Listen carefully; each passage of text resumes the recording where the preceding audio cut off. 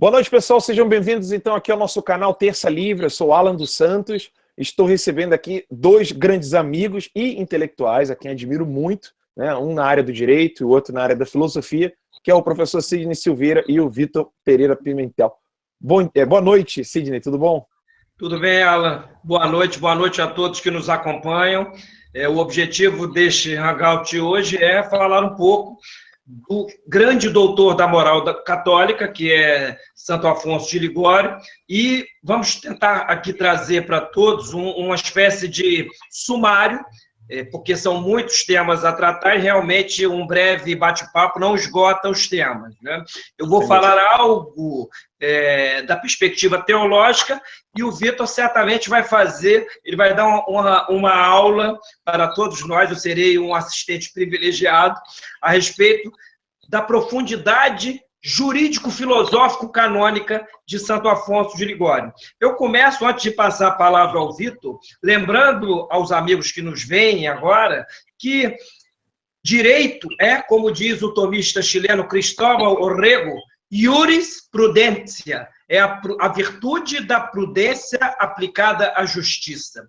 A jurisprudência é obra coletiva, ela é obra do escrutínio de homens que são os juízes, são aqueles que dizem o direito e que, no decorrer dos séculos, vão tomando aquelas medidas.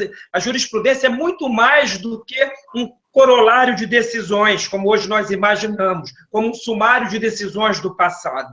Essencialmente, ela é a aplicação da virtude da prudência ao direito, e o direito tem como objeto a justiça. Como nós vamos falar de Santo Afonso de Ligório, certamente seremos compelidos a falar de justiça, de direito e de moral, já que, para ele, a moral está implicada, está imbricada ao direito. Eu passo a palavra ao meu querido amigo Vitor para que ele comece a explanar como achar melhor.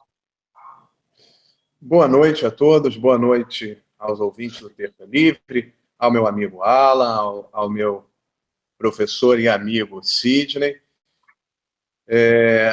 Falar de Santo Afonso, para mim, além de falar de um grande doutor da igreja, tem um sabor especial, pessoalmente, porque eu fui vocacionado dos padres da Congregação do Santíssimo Redentor, chamados também de redentoristas, que é justamente a congregação fundada por Santo Afonso.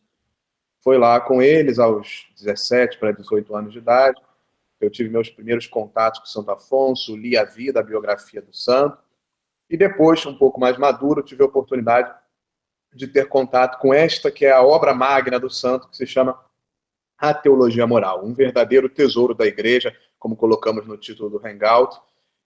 Na minha humilde opinião, concordo com o Sidney, talvez a maior iniciativa editorial das últimas décadas na área da teologia, também da moral, da filosofia moral, em língua portuguesa. Realmente, para aqueles que eu já tenho alguns anos de caminhada no mundo do direito, também na área do direito canônico, da teologia sacramental, realmente é um ponto fora da curva, se comparado com os manuais atuais e mesmo com alguns manuais contemporâneos.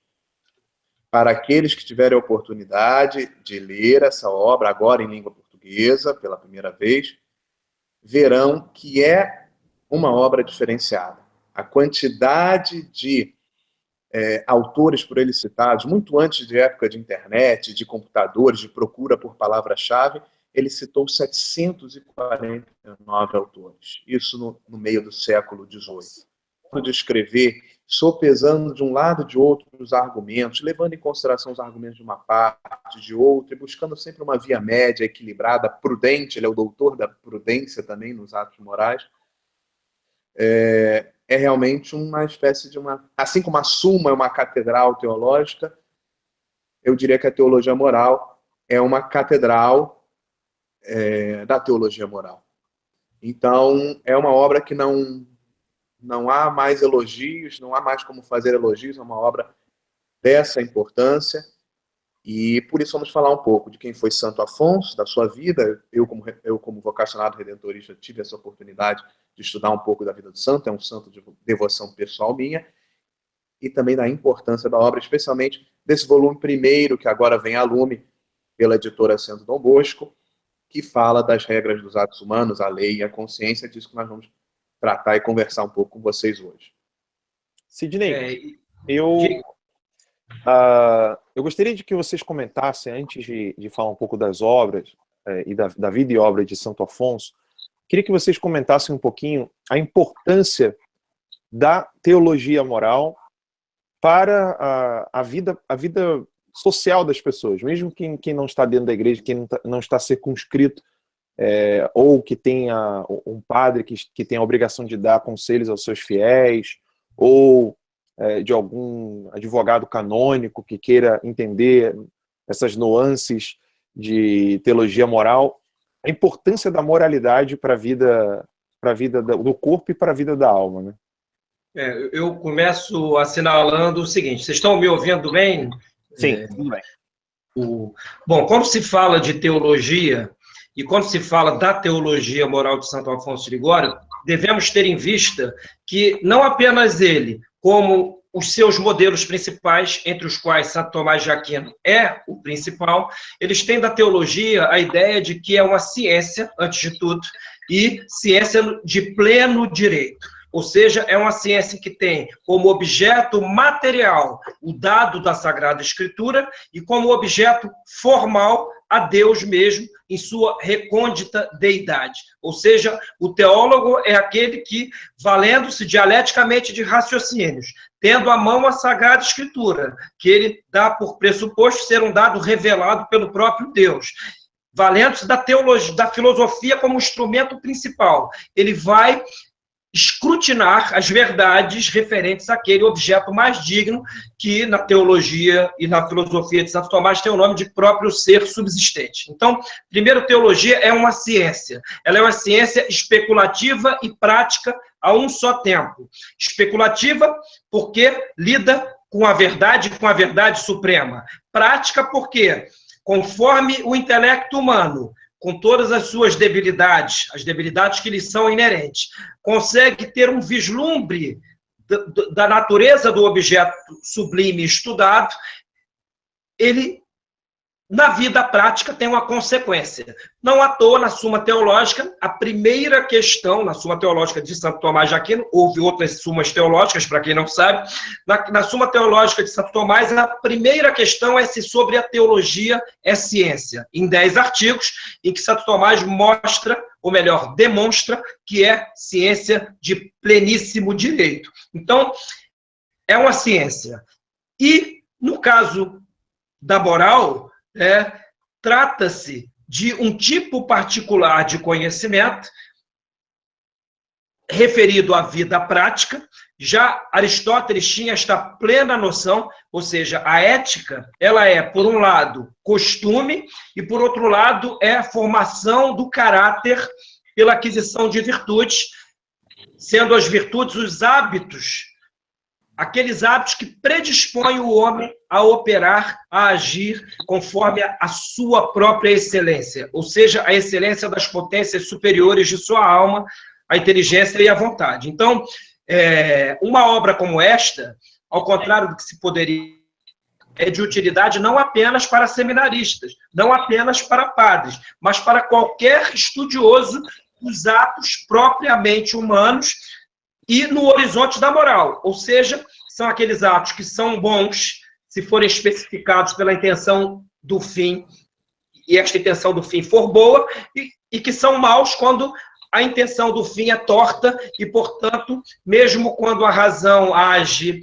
de maneira relativamente reta, se o faz sem atenção aos princípios universalistas, ela pode acarretar um ato mau. Então, Alan, em verdade, esta é uma obra que serve para todo e qualquer estudante de filosofia, serve para todo e qualquer estudante do direito, serve para toda e qualquer pessoa que queira ter um vislumbre do que sejam os atos propriamente humanos. Hoje em dia, a política no Brasil, nós temos aí, somos testemunhas, ela nos dá um material abundante de casos de pessoas que se corrompem porque justamente não entendem sequer qual é a natureza dos atos que praticam. Elas descambam numa espécie de amoralismo.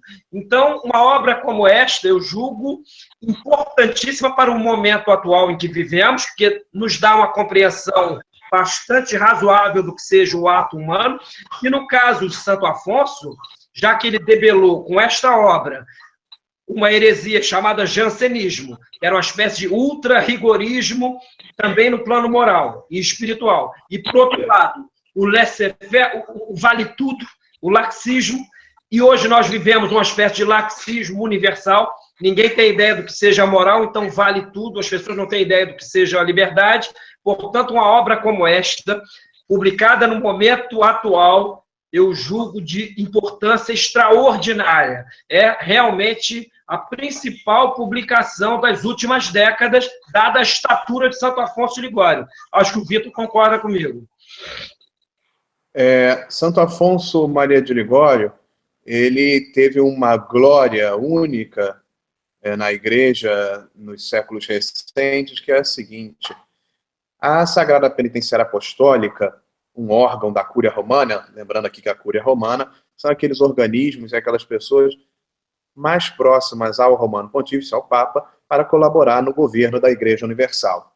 Então, é um organismo chamado Sagrada Penitenciária Apostólica, que é responsável pelas questões ligadas a penas, penitências, etc.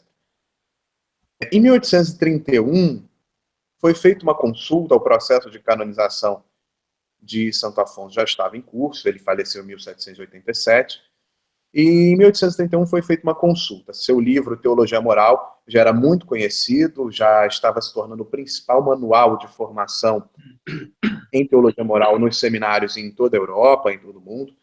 Basta dizer que em 1951 já havia 82 edições dessa teologia moral, em vários volumes, quer dizer, uma obra grande para ser publicada em tantas edições. E em 1831 foi feita a seguinte consulta. Duas consultas foram feitas à Sagrada Penitenciária Apostólica, esse organismo da Santa Sé. A primeira era se um professor de teologia poderia basear seu curso na parte de moral somente nas opiniões que Santo Afonso deixou apresentadas na teologia moral.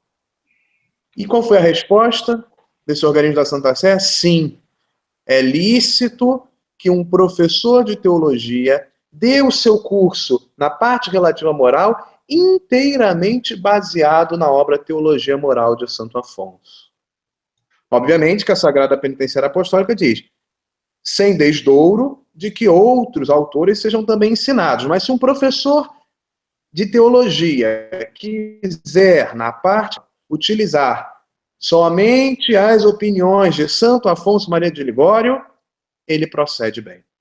Olha, isso é uma coisa única, você dizer que um determinado autor pode ter, numa obra, em vários volumes, suas opiniões ensinadas sem perigo grave de erro, e de modo que o professor de seminário poderia, sim, ou professor de teologia, poderia, sim, dar uma excelente formação para seus alunos, ainda que não recorresse a nenhum outro autor. Olha que autoridade, né? E isso ele não havia sido sequer proclamado doutor da Igreja. Ele só foi proclamado doutor da Igreja 40 anos depois, em 1871. E a segunda pergunta, essa de cunho mais prático, que mostra a importância dessa obra, era a seguinte: se um confessor, mesmo sem entender as razões intrínsecas, ou seja, os fundamentos e justificativas das soluções que Afonso dava aos casos de consciência, aos dilemas de consciência, se ele poderia seguir as soluções dadas por Afonso, mesmo que não chegasse a estudar ou a compreender as razões intrínsecas que levavam àquela solução. E a Sagrada Penitenciária Apostólica, mais uma vez, disse que sim. De maneira eram seguras as soluções dadas por Afonso aos casos de consciência, que um confessor, no seu dia a dia, do tribunal da confissão, ou seja, no confessionário, que ele poderia seguir todas as soluções dadas por Afonso em sua obra Teologia Moral, em outras obras que escreveu professores, mas poderia seguir todas as soluções de Afonso, ainda que não compreendesse plenamente as razões que justificaram tais soluções. Porque quem tiver a oportunidade de ler vai ver isso. Ele não simplesmente dá uma solução. Assim como Santo Tomás, ele desenvolve as razões, analisando as opiniões de um lado e de outro, ele desenvolve as razões pelas quais ele chega àquela solução, daquela questão colocada a ele. Então, olha o que diz a Sagrada Penitenciária Apostólica. Ainda que o sacerdote confessor não compreenda ou não tenha como conhecer as razões, os prós e contras que levaram Santo Afonso àquela solução, ele pode diretamente aplicar a solução sem receio de se equivocar. Veja que em 1831, os dicastérios romanos eram muito rigorosos, geralmente, na análise dos textos, na análise da vida e obra dos candidatos à canonização. E eles dizem justamente isso. A canonização dele já está em curso, a obra dele vem sendo não só utilizada, mas recomendada por vários papas. O servo de Deus Afonso pode ser seguido sem sobressalto, isso tanto para como para o professor de teologia. Isso é uma grande glória. Sem sombra de dúvida, eu não recordo de nenhum autor católico recente, moderno, que tenha recebido da parte da Santa Sé um galardão como esse, uma glória como essa, de poder ser utilizado nos confessionários, pelo simples fato de ter sido Afonso que deu aquela solução, porque pela análise das obras se sabia que as soluções eram justas e eram corretas do ponto de vista moral. E aqui vale dizer o seguinte, quando falamos em autoridade doutrinária, não se pense que é algo a que todos vão aderir de maneira cega. Eu sempre costumo lembrar que autoridade é uma palavra que vem do latim auctoritas, que por sua vez vem de um verbo latino que é audere, que é fazer crescer. A autoridade é o que faz crescer. E como ela faz crescer? Sendo partícipe da verdade. Um professor, quando ensina algo verdadeiro, tem a autoridade da verdade. Então, quando se diz que certo autor tem uma autoridade em alguma matéria, significa que ele é o vitral por cujo intermédio a verdade passa. Então, em se tratando, tenhamos a seguinte noção, antes de tudo, não se trata de um conjunto de regrinhas ao modo kantiano, ditadas por algum demôniozinho no escritório, as quais devamos obedecer de maneira cega. Não, a moral é a própria realidade, a estrutura da realidade que é percebida pela inteligência, hierarquizada pela inteligência, e a inteligência, à luz desses critérios luminosos, ela escolhe em cada circunstância, ou é capaz de escolher em cada circunstância, melhor dizendo, da melhor maneira possível. O ato moralmente meritório, ele é meritório analogicamente, não é o caso aqui de expormos toda a doutrina da analogia, mas ele é meritório na exata medida em que aquele que age, não tendo, às vezes, todos os elementos para interpretar de maneira segura, ele adquire algumas virtudes auxiliares à virtude da justiça. Uma delas, a gente chama até por juízes, que é a virtude da epiqueia. O que é a epiqueia? Aristóteles já nos deixara de presente o conceito. Epiqueia é o reto discernimento das excepcionalidades, ou seja, uma pessoa moralmente bem informada, ela vai adquirindo a virtude da prudência, que é essa reta razão no agir, e também a virtude da epiqueia, que é a capacidade de interpretar de maneira segura, mesmo nos casos em que a situação parece fugir à norma geral de maneira gritante. Então, o Vitor assinalou aí que a autoridade eclesiástica assina embaixo de Santo Afonso, a ponto de dizer para os professores de teologia e para os confessores que podem seguir as soluções de Santo Afonso, ainda que não as entendam perfeitamente. Isto é dizer que ele tem uma baita autoridade, ou seja, ele estudou a moral de maneira sublime E esta obra aí, o Vitor acabou de mencionar, foram 749 autores compulsados de diferentes séculos, né? Os manuais de teologia moral começaram a crescer no âmbito da igreja a partir do século XVI. E houve várias tendências que foram sendo, digamos assim, foram digladiando-se no seio da própria igreja. Certo rigorismo, por um lado, né, uma moral de circunstância, por outro.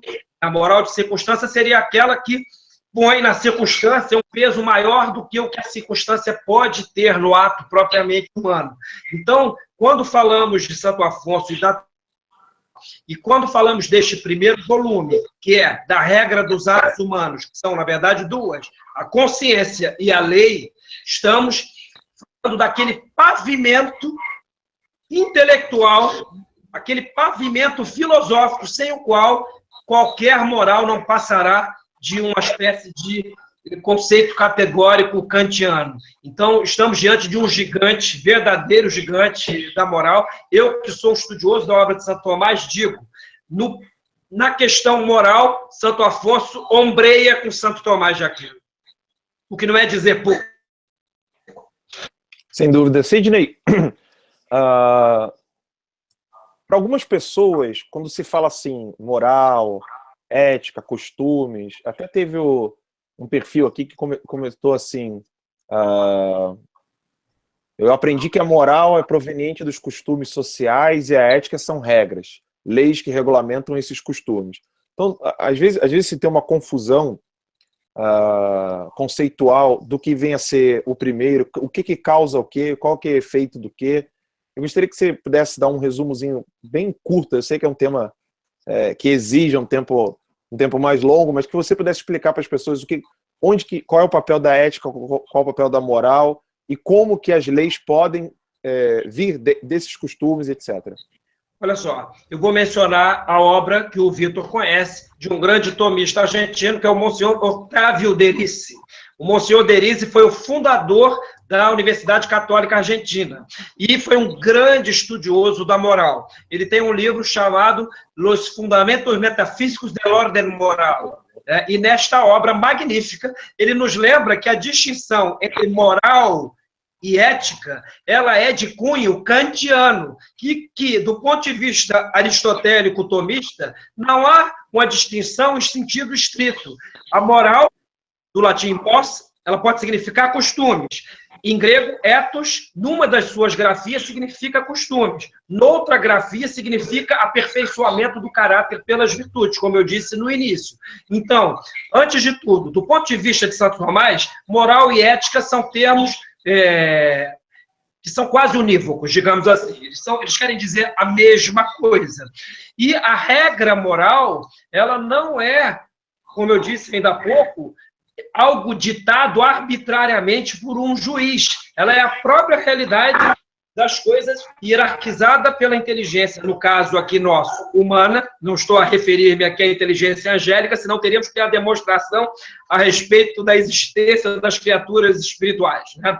Mas no caso humano, é a inteligência que, espraiando-se a realidade, consegue discernir o valor e o peso de cada coisa, as coisas valem pelo que são, e, portanto, consegue adquirir critérios para agir bem. Os critérios para agir bem à luz da razão natural, porque é possível também agir bem à luz da razão iluminada pela fé, a razão sublumine fidei, mas este é um tema teológico. Então, tenhamos em vista isto. A moral é a própria realidade que foi criada por Deus, e justamente por ter sido criada por Deus nela, a ordem, e, portanto, esta ordem sendo percebida pelas criaturas, dá-lhes os critérios para agir bem. O pecado, todo e qualquer pecado, é sempre um ato contrário à própria estrutura dinâmica da realidade e à própria natureza humana. Ou seja, pelo pecado, nós temos um malogro do fim natural. Mentir, por exemplo, é ir contra a natureza da mente. A natureza da mente humana é, ao expandir-se, deparar com a verdade. Quando mentimos, agredimos este princípio motor da inteligência que a faz mover-se até os conceitos verdadeiros.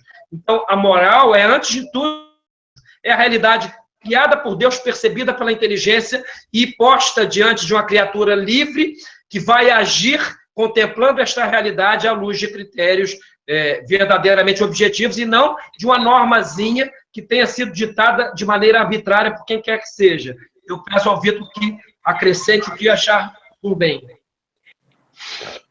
Eu acrescentaria, como o Sidney acabou de citar, o Monsenhor Derício, eu tive a oportunidade de estudar na Universidade Católica de Buenos Aires, da Argentina, a UCA, que a moral ela está sedimentada na visão aristotélico-tomista na própria realidade das coisas. Ou seja, ela não é ditada por uma espécie de autopoiese, ou seja, autocriação humana. Daí nós podemos até puxar o link para esse primeiro volume que está sendo editado, está sendo traduzido, do Tratado de Santo Afonso, Teologia Moral, que fala sobre as duas regras dos atos humanos, a lei e a consciência. Uma das definições clássicas de lei é justamente uma ordenação da razão dirigida ao bem comum e promulgada por quem tem o cuidado da comunidade. Desde a lei eterna de Deus,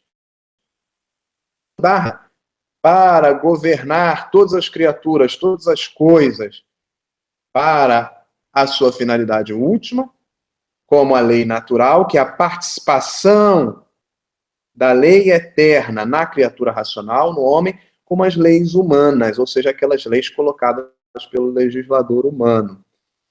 Por esses dias ouviu-se, por exemplo, falar o seguinte, que uma dessas pessoas estaria devendo ainda 20 milhões de reais a respeito da tramitação de um projeto de lei sobre desoneração tributária na área do setor de frangos, ou seja, no setor alimentício. O que isso quer dizer? Isso quer dizer que nós teríamos, então, uma lei feita no interesse específico de uma pessoa, ou de algumas pessoas, no caso, pagar menos tributo, encomendada por força de um pagamento.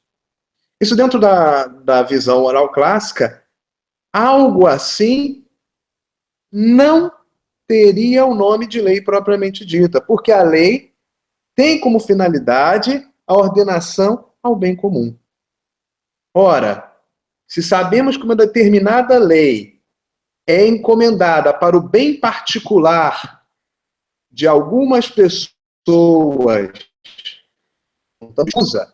esta situação, embora formalmente possa ser chamada de lei, não tem na visão moral clássica natureza de lei, porque contraria a finalidade que é o bem comum. Então é importante ter essa noção, e Santo Afonso inclusive diz o seguinte, que a lei é a regra remota, alguns dizem também extrínseca, dos atos humanos. Porque é uma regra objetiva que diz aquilo de bom que se deve fazer e de mal que se deve evitar. Só que a outra regra do ato humano é a consciência, chamada de regra próxima. Alguns também chamam de regra intrínseca. Ou seja, é aquele juízo prático, ou ditame prático da razão humana, que aqui e agora, no caso concreto, nos diz o bem que deve ser feito e o mal que deve ser evitado. E na relação entre consciência e lei, às vezes há uma tensão. Por quê? Porque se a lei ela é uma regra objetiva, externa ao ser humano, a percepção dessa lei, por uma série de fatores, podemos depois falar disso, mas por uma série de fatores, a percepção interna do sujeito, por meio da sua consciência, pode estar equivocada. Eu dou um exemplo para que fique bem claro isso que nós estamos explicando. É um exemplo que dei na Livraria da Travessa e que aqueles que são católicos certamente se identificarão com esse exemplo. Seguinte, vamos imaginar a seguinte situação. Dia 12 de outubro, dia de Nossa Senhora Aparecida. Feriado nacional. Pois bem, não é um dia santo de guarda. Na lei eclesiástica, ou seja, na lei da autoridade da igreja, e a igreja recebeu do Cristo o poder de fazer leis, nesse caso a lei referente aos dias de culto obrigatório a Deus. Mas então, o dia 12 de outubro, embora seja feriado nacional, e até como uma questão de piedade filial, seja de bom tom que os católicos possam ir à celebração da Santa Missa nesse dia, mas não é um dia chamado Santo de Guarda, ou um dia de preceito. Pois bem, então, nesse caso, não há lei obrigando a participação na missa nesse dia, obrigando sob pena de cometer pecado grave, obviamente. Mas uma pessoa, por se tratar de feriado nacional, pode pensar que aquele é um dia em que ela tem de ir à missa, como se fosse domingo. Como se fosse domingo. Então aí nós vemos uma tensão entre a lei e a consciência. Essa chama-se consciência errônea, ou seja, eu acredito que a realidade é de um jeito, mas a realidade é de outro. Daí errônea. Erro é um falso conhecimento da realidade. Então eu acredito que aquele é um dia de preceito, que eu tenho que ir à missa.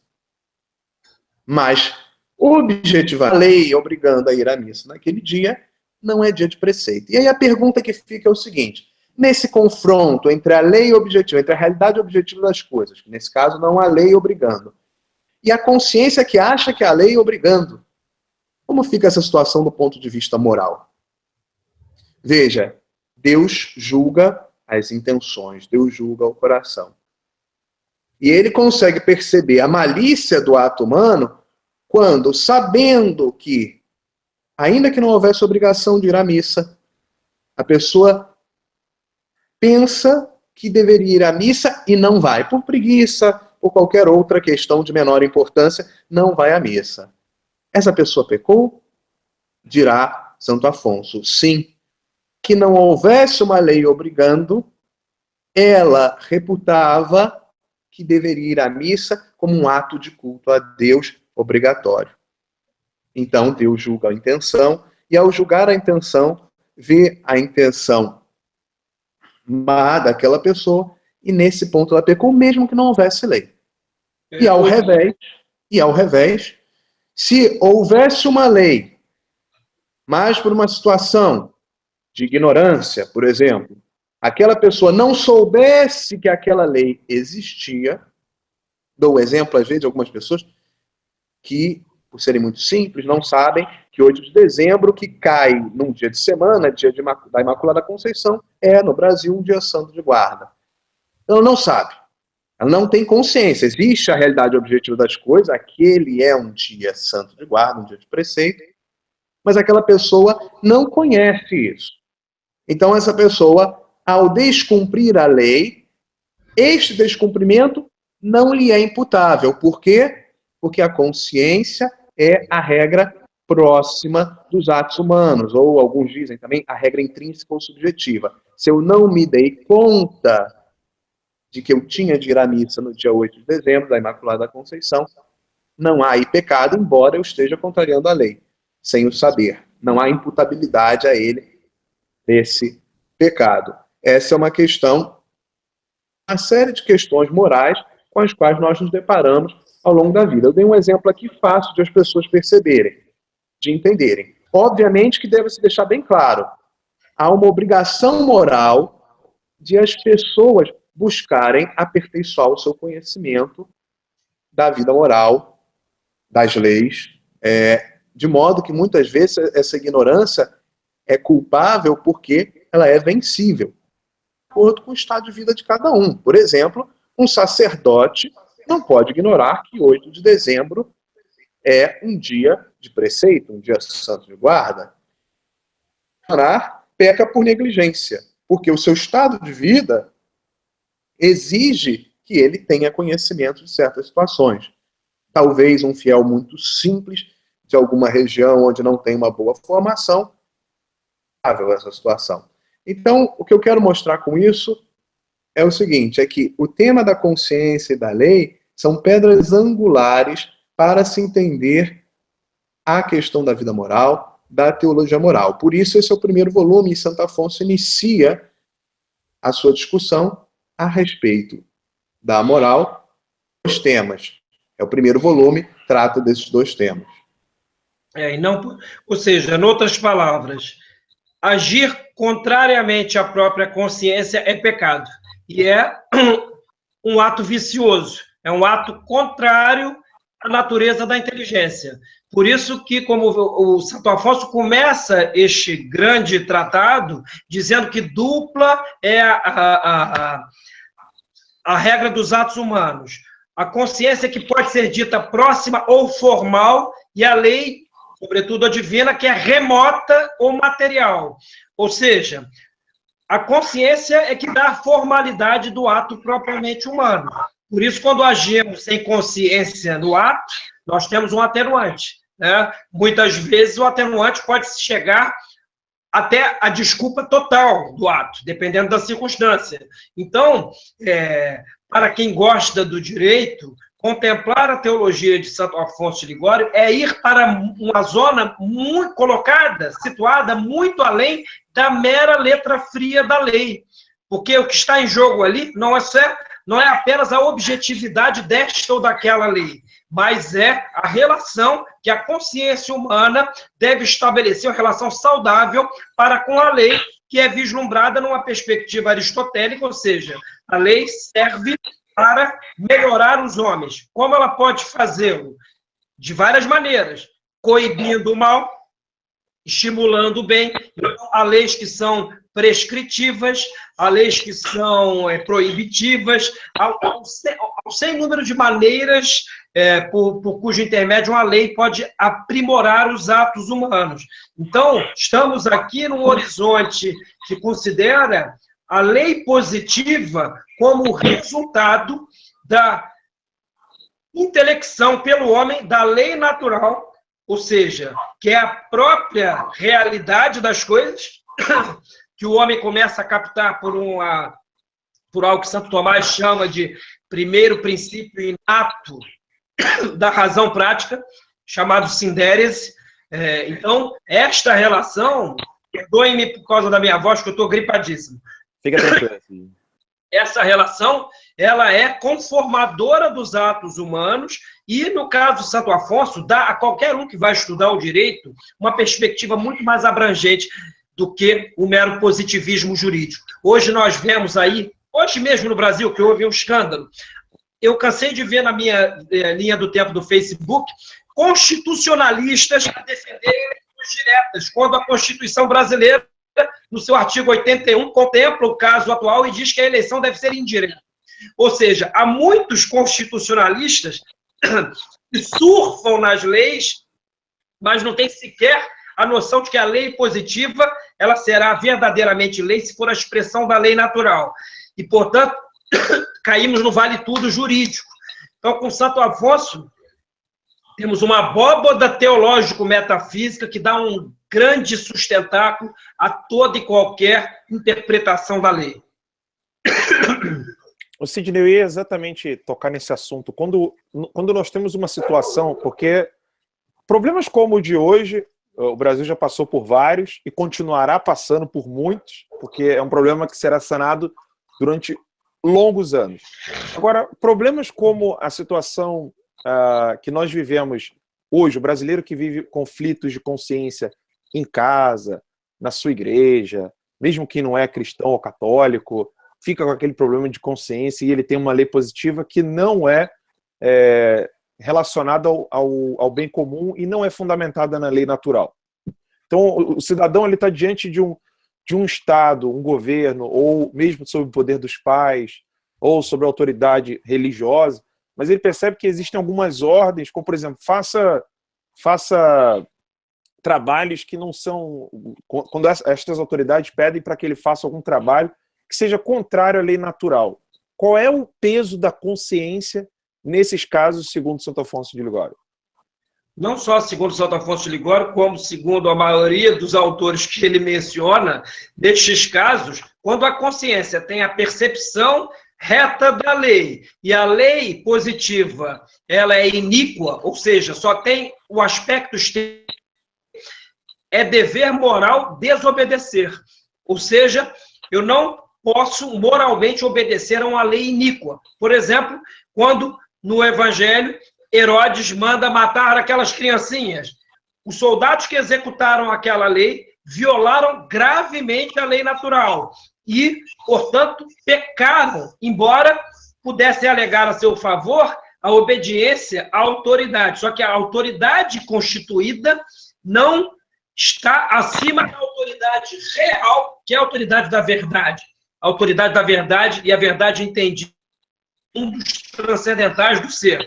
Então, o dever é de desobediência. Da mesma maneira como um nazista não pôde, vários nazistas no julgamento de Nuremberg, não puderam alegar a seu favor que estavam obedecendo às ordens do Führer. Porque eram ordens flagrantemente contrárias à lei natural. E como diz o tomista, estou com o livrinho dele aqui, o Cristóbal Orrego Sánchez, né, Analítica do Direito Justo, ele diz uma coisa extraordinária. Mesmo aqueles que negam a lei natural, em algum momento, esses positivistas jurídicos, em algum momento eles são obrigados a dá-la por pressuposto em suas argumentações. Porque negar a lei natural em totum, em sua totalidade, é ir de maneira consciente ou não, numa espécie de confronto com a realidade das coisas e, portanto, em muitos dos casos, esses positivistas dão com os burros na água, literalmente, e tem que apelar a conceitos abstrusos, absurdos nas suas argumentações jurídicas. Sem a lei natural, não há lei, né? E a lei justa é aquilo que faz uma polis civilizar-se. No caso brasileiro, que a desgraça é geral, a corrupção é enorme, mas não é por causa da corrupção financeira, é por causa da corrupção moral que, refletida no horizonte legislativo, gera um arcabouço de leis absolutamente iníquas. Seja no âmbito familiar, a lei da palmada, por exemplo, a lei iníqua, não pode ser obedecida de jeito nenhum. Qualquer pessoa que tenha bom senso, desde que o mundo é mundo, dar um beliscãozinho no rabo de um filho levado, nunca conduziu ninguém ao quinto dos infernos. Agora, é óbvio, o pai não pode ser viciar um filho, mas para isso já havia uma lei positiva, que é contra as agressões, e que já contemplava esses casos. Então, quando há um conflito, se a consciência acusa que a lei é iníqua, o homem tem o dever de desobedecer. Muito bem, Sidney. A gente está com 49 minutos de hangout, e na sequência a gente tem, daqui a 10 minutinhos, a gente vai ter um outro hangout com o Éder e a Zoe, e eles vão tratar um pouco sobre esse tema de política atual. Mas ainda sobre o tema de Santo Afonso, tem uma pergunta aqui que eu gostaria de deixar essa para o Vitor, né? Que é o seguinte: o Vinícius Pina, ele pergunta, olha, eu faço direito, eu gostaria de saber, é tarefa do Estado, né? Aqui ele está falando, ele quer saber a opinião de Santo Afonso e do direito tomista, né? É tarefa do Estado proibir todos os vícios? Ou seja, no caso, por exemplo, se deve reprimir, aqui ele colocou o exemplo do homossexualismo, deveria ser reprimido de maneira estatal, coisa do tipo. Ele queria saber qual seria a posição da... Bom, vamos lá. A posição clássica da moral católica de Santo Tomás é de que, sem que se mude a natureza viciosa do ato, isso é muito importante, que alguns vícios podem ser tolerados para evitar uma grave convulsão social. Um exemplo claro que é dado tanto por Santo Agostinho como por Santo Tomás, a questão da prostituição. Dizem, é um ato vicioso, do ponto de vista moral, utilizar-se de uma pessoa para vazão à luxúria. Então, é vicioso, é pecado grave, se for ainda em caso de desgraça própria fornicação, ou seja, quando as pessoas não têm nenhum impedimento derivado do casamento. Porém, alguns vícios, sejam eles privados ou públicos, porque a prostituição não é um vício meramente privado, eles não são tarefa do legislador humano coibi-los. Mas cuidado, isso não muda a moralmente mais viciosa do ato. E, do ponto de vista da moralidade, continua sendo uma falha moral, um pecado grave. Só que não é tarefa do Estado, em algumas situações, coibir diretamente. Porém, não pode jamais fomentar ou prestar qualquer espécie de auxílio a esse tipo de atividade. Nesse sentido, entende-se tolerância como suportar um mal em razão de um bem maior. Mas suporta-se meramente o mal, não se coopera, nem se colabora. O Estado não pode. O Estado também tem por fim melhorar os seus cidadãos. De modo que o Estado não pode cooperar com certas situações que são moralmente viciosas, que são toleradas por outras razões, mas ele não pode prestar um auxílio. Por exemplo, nesse caso da prostituição, seria a hipótese de legalização da prostituição, inclusive com o uso da legislação trabalhista para isso, de transformar essa situação em uma relação laboral, com os direitos laborais.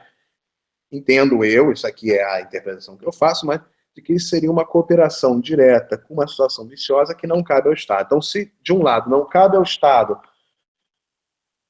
coibir com suas leis vícios privados ou até alguns vícios sociais, desde que ou prejuízos não sejam graves para a manutenção da sociedade. Dou um exemplo de outra situação. Leis permissivas do aborto.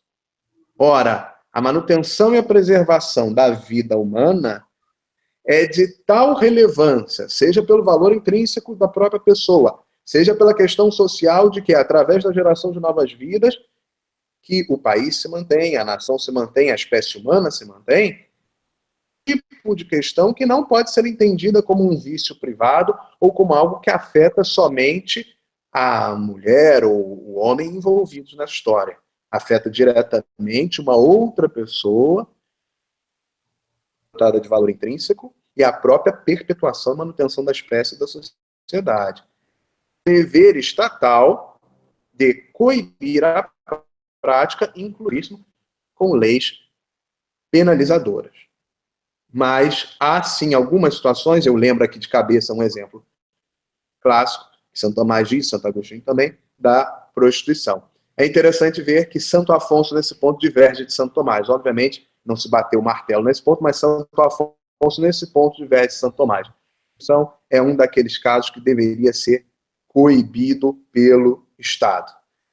É uma divergência de grandes aí, de doutores da Igreja, como não há definição da Igreja sobre a matéria, mas veja que nem sempre é muito simples identificar quais são essas questões toleradas ou não. Na questão da prostituição, Santo Tomás, seguindo Agostinho, diz que seria tolerável, mas jamais se pode fomentar a atividade, e Santo Afonso diz que não, que o Estado deveria coibir essa atividade. Então, essa é a resposta. Obrigado. E não se entenda isso como o Estado criador da moral, pelo amor de Deus, hein? Ao modo hegeliano, né? O Estado não funda a moral, mas o Estado, na perspectiva de Santo Tomás, de Aristóteles, de Santo Afonso Ligório, etc., ele está inserido num contexto moral, porque a nação é um ente moral. O Estado não é uma autarquia alheia aos valores da realidade e a identidade nacional, que ela se perfaz no horizonte histórico. Então, não se confunda isto que o Vitor falou com a ideia de que o Estado é uma espécie de tutor da moral. Não é disso que se trata. Só que não cabe a ele permitir que aqueles atos que podem contribuir para a dissolução da própria sociedade eles sejam levados a cabo de maneira... até porque tem-se aqui a noção de que a liberdade é uma conjunção da inteligência e da vontade que se manifesta na escolha efetiva de um bem real. Né? Então, a liberdade não é fazer o que eu quero. Eu costumo dizer que eu posso ter a liberdade de sentar a bunda no formigueiro, mas eu não tenho a liberdade de evitar que a minha bunda seja comida, mastigada pelas formigas que lá estão. Então, a liberdade humana não é absoluta. A liberdade humana é relativa. Só ela é relativa à própria condição humana de ente composto de matéria e forma, de corpo e alma. Eu não sou livre para sair voando aqui, né, pela minha rua. Eu não tenho potência voadora. Eu posso valer de um instrumento que me propicie, com o auxílio dele, voar. Mas não está escrito na minha forma entes humana. E a natureza aqui, para encerrar, entenda-se, ela é... A definição de Santo Tomás é maravilhosa no comentário que ele tem, a política de Aristóteles. A natureza é a razão de certa arte divina, intrínseca aos entes, que os faz moverem-se por si mesmos aos fins que lhes são próprios. Ou seja, ratio aqui não é só um procedimento racional, ela vem do latim, do verbo reor, que é calcular. A natureza é um cálculo da arte divina que, criando as formas dos entes, já lhes deu o vetor teleológico, ou seja, já lhes deu potências para que alcancem por si mesmos os fins naturais. Então, o direito não pode ser alheio a isto. O direito não pode ser algo... construto humano alheio à natureza do homem. Toda má antropologia gera na política tiranias, no direito incongruências e na filosofia as mais absurdas teses que descambam no plano moral em atos nefastos. Então, com Santo Afonso, fica aqui já que estamos acabando o hangout, fica um chamado às pessoas que vão ter oportunidade de comprar esta obra, que a comprem, porque estarão adquirindo certamente uma obra-prima do direito, da teologia e da moral a um só tempo. São vários tratados, são 7 tratados. As pessoas vão ter oportunidade de ver, entre outras coisas, que Santo Afonso pode ser tudo, menos escrupuloso. Ele era um homem de um senso prático extraordinário, e nem era um rigorista. Ele diz, por exemplo, no caso da moral sexual, que isso lá no século XVIII, por exemplo, a mulher tem o direito à alegria sexual, né, que hoje chamaríamos de gozo, né, porque assim, no ato conjugal, se cumpre o fim secundário do matrimônio, que é o aplacamento da concupiscência. Ora, ninguém entra numa churrascaria rodízio para sair com fome.